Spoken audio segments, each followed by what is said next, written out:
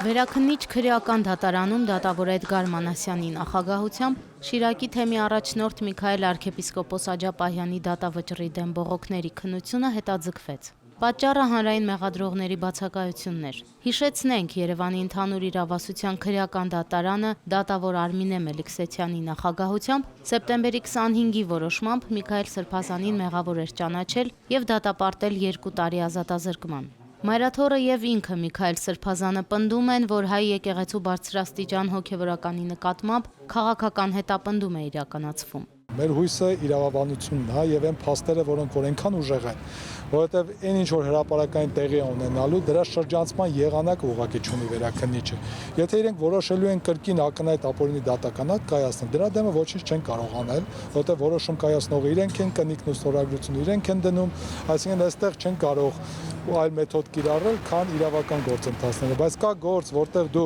ներկայացնում ես փաստեր, որոնք որ տարբեր իրավաբաններ կարող են տարբեր կերպ գնահատել, իսկ այս գործով մենք ներկայացնում ենք փաստեր, որ անհնար այլ կերպ գնահատել, դրանք մաթեմատիկական ճշգրտություն են իրավաբանության մեջ։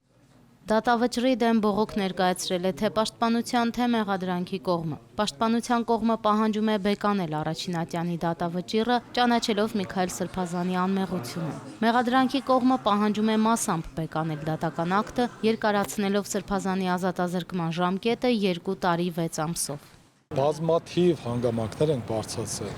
խախտումները դատավարական, ապօրինությունները, որոնք որ բոլոր արդարացման հիմք են։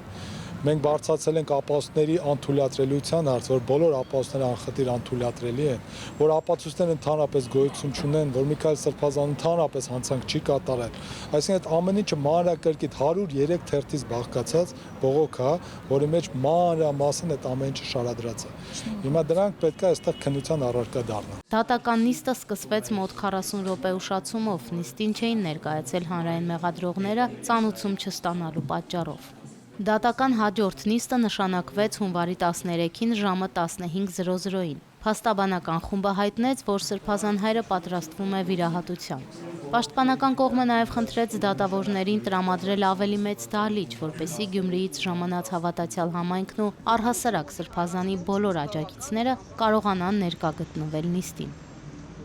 Անուշ Առաքելյան, Մեսրոպ Ավետիսյան, Եկեղեցական կյանք։